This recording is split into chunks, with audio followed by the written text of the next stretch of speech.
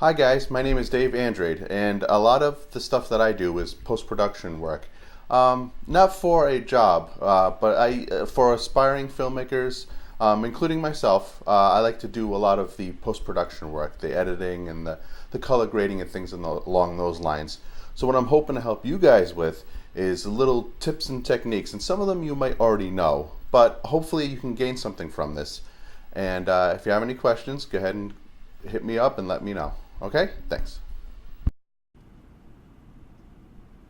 Now, the first step in your color grading process is actually when you film the short in the first place. You want to make sure that everything is white balanced correctly. That way you don't necessarily have color cast like you see here. I'll link to this short in the description below. It was a really good short. There's a couple color issues, and sometimes that really doesn't affect the overall viewing experience, but sometimes it's very noticeable. So as you can see here, there's an extreme yellow overcast on this whole image. It's supposed to be an interior of a refrigerator that's supposed to be entirely white. So in the middle here you see the color wheels. Now if we reference this over here, and most editing programs have curves. Right now we're in Premiere Pro, but all Final Cut and all the other programs have the same exact settings. Let me go ahead and reset this. And what I'm going to show you here is, as you can see, there's a very yellow overcast. So these are opposites. We have the red, green, and blue options, and the opposite of yellow is blue. So coming over into curves, anytime you push up to the top left, it's going to introduce more of that color. So in red, top left, more red. Green, top left, more green. And so on and so forth. So in this case, we have too much yellow. So we don't want to go in the bottom right. That will actually introduce more yellow. So as you can already tell, what we'll do is put a point right here, grab it, push it in that direction.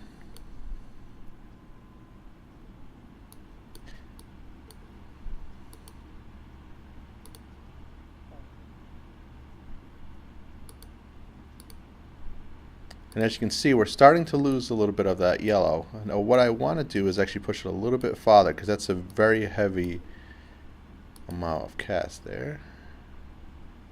Alright, and now it's actually introduced another color. Now as you can see, it's sort of a magenta, maybe a little bit of red. So here we are with magenta. The opposite of magenta is green. So in this case, I essentially want to do the same thing. I want to come up here, top left, I want to add more green.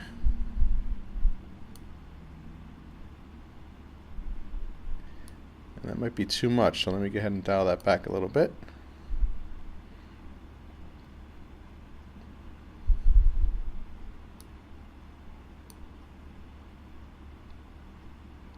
And there's a little too much red, so I want to pull a little bit of the red out of there. And you could also think of it like that. If there is too much blue, pull it down away from the blue. Same thing with the green and the red. You don't necessarily have to reference this wheel, but it's a great reference point. If, for example, you have an orange overcast, let's say, that's in between the yellow and the red, because red and yellow make orange. So what you would want to do is introduce more blue and more cyan in to counteract that orange overcast. So just to show, that's before and that's after, and that's more of a realistic interior to a refrigerator. Another thing you can do with your color grading to give your film a little bit more of a pop is to add some more contrast. As you can see in the footage here, there's no real blacks. It may appear that way, and you may be filling in the blanks in your head. You may say, hey, his hair should be black in certain areas, but in reality, there's no real blacks in there.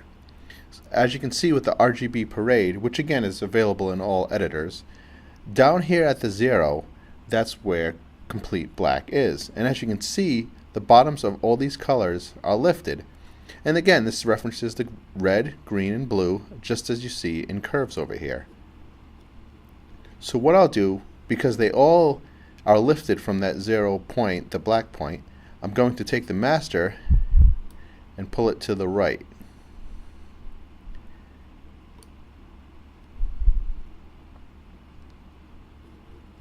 And as you can see, that added a little bit more contrast into the video. Now the opposite is true if we were to come up here and take the top and drag it to the left. That will make the lights brighter.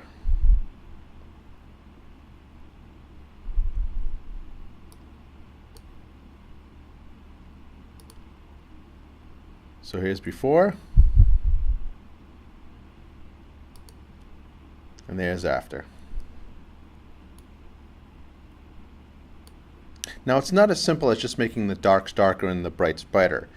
What you're telling the system to do when you choose this effect is anything that's a certain color gray or in that range despite what actual color it is, make it black. So the farther I drag this to the right, anything within a certain spectrum will be black. And the same thing for the top.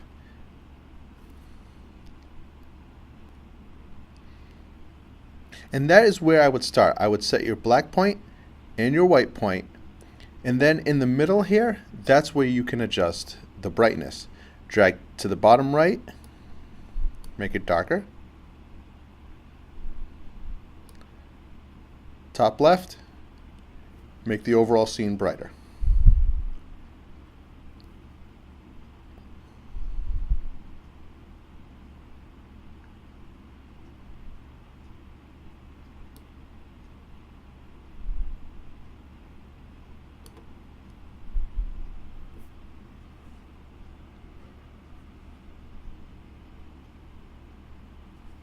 Now up here you have your 100. Now 100 obviously is going to be the opposite of 0 in this case, which would be your whites. Now unlike the 0, where you really do want to have a black point in your footage, the same isn't necessarily true with the 100. You don't have to push everything up to 100 unless you have something in your video where you shot the outside and the sky is totally white.